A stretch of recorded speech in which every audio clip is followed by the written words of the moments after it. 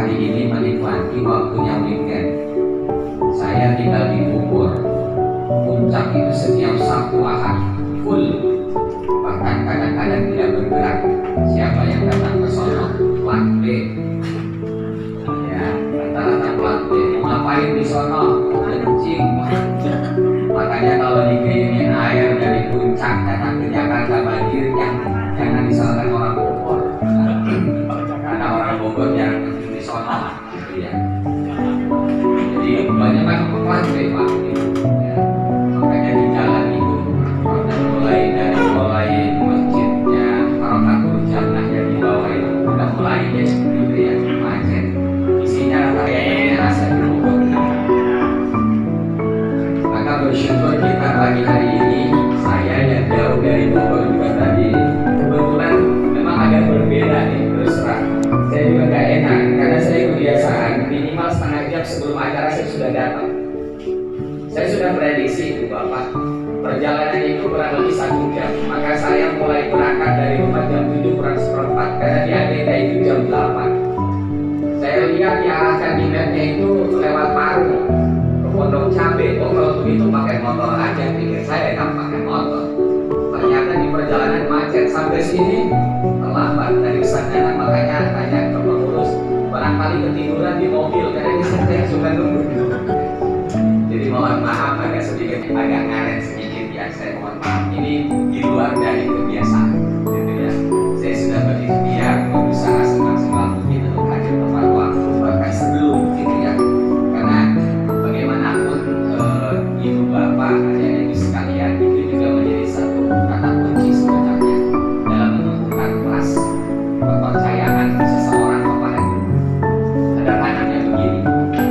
Kalau hari Jumat kita jadi pengurus masjid, Pak. Kalau khotibnya jam setengah 12 itu sudah nyampe, atau jam 11 sudah nyampe, panitia itu tenang, senang. Kenapa? Karena ada deg-degan. Yang repot kalau menjelang azan baru nyampe udah deg-degan tuh.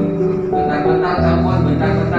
Kenapa? Karena kebiasaan di kita, gitu ya. Senang dengan terlambatnya, gitu. Ya, karena sekarang itu ukuran remaja dan pemuda kita ini kan sebenarnya bukan termasuk tua ya Ustaz. Kita termasuk pemuda katanya gitu. Kalau usia masih 44 itu masih muda kan ya. Yang disebut tua itu kalau sudah di atas 60 tahun baru disebut tua. Ya kalau di bawah 60 tahun insya Allah masih muda kita semua ya. Insya Allah juga. Makanya lihat wajah-wajahnya sekarang itu pagi-pagi tumben-tumbenan biasanya gelap. Saya kalau menggunakan air di tempat lain ini terang semua. Apa karena matahari yang terang gitu ya Pak. Nah itu Bapak adik-adik sekalian yang saya juga menjadi bagian dari program prioritas Pemprov DKI. Salah satu di antaranya adalah bagaimana kita berusaha setiap tahun untuk melakukan yang namanya pengentasan kemiskinan. Konteksnya itu tentu saja salah satu ikhtiarnya adalah dengan menciptakan lapangan-lapangan usaha. Ya. Apakah itu memang yang dilakukan oleh pemerintah, ataukah yang dilakukan oleh masyarakat, ataukah kolaborasi antara pemerintah dengan masyarakat?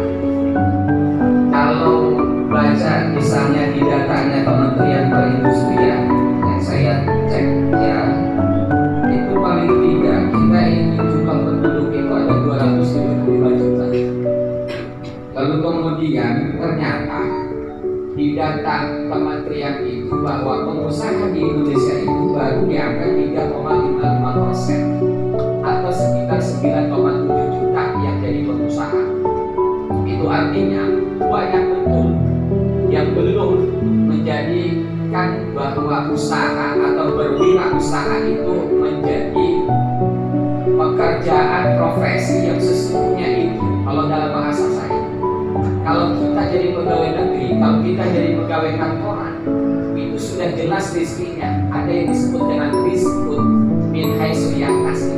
Rizkinya sudah disangka-sangka, kelihatan gajinya, kelihatan tunjangannya. Tapi yang nggak kelihatan itu yang disebut rizkun min haitsu yahtasib, dia pengusaha. Nggak tentu pendapatannya, dia mah bisa harian, bisa mingguan, bisa bulanan. Kalau pegawai negeri, pegawai kantoran itu sudah kelihatan bulanan, gitu ya, nggak enak, gitu ya, ada ya. Gitu. Ini dia di samping ini Ustaz Nur Jamal ini udah tenang-tenang aja gitu. Jadi pengurus DKPRN itu pengabdian saja gitu ya. Karena kalau urusan dapur kebun itu sudah cukup kan gitu. Ya jadi ibu bapak sekalian yang saya hormati, maka ini menjadi PR tentunya bagi kita semua. Bahkan yang tadi disampaikan gitu ya, kalau dengan Bank DKI Syariah tinggal di follow up, kemudian jejaring yang lain dibuka lebih luas juga bisa dengan basis DKI Jakarta, karena program itu ada. Bahkan dalam waktu yang tidak terlalu lama, mereka juga kemarin audiensi dengan kami di Biro Mental akan mengadakan yang namanya Business Award. Salah satu di antaranya adalah itu terkait dengan penilaian masjid. Satu itemnya itu masjid yang berbasis keberpihakan terhadap kaum disabilitas dan kaum lansia. Ya. Plusnya kita melihat barangnya secara jelas. Insya Allah nggak bakalan ketipu, kan begitu ya. Tetapi kalau lewat media ini kadang-kadang kita suka ketipu. Tapi praktisnya itu, ya, hal yang paling kita coba hindari itu sebenarnya kan satu desek-desekan ngantri yang panjang itu kan paling kita tidak suka. Nunggu itu paling tidak suka. Ya, tergantung kita memanfaatkannya. Oleh karena itu, jika nanti setelah pelatihan pebab ini, ya, saya kalau ingat pebab itu ingat anak saya di pesantren. Jadi kalau misalnya saya pulang kerja sebelum pesantren, kalau pulang kerja itu pasti yang dimintanya anak laki-laki pasti ditanya kebab.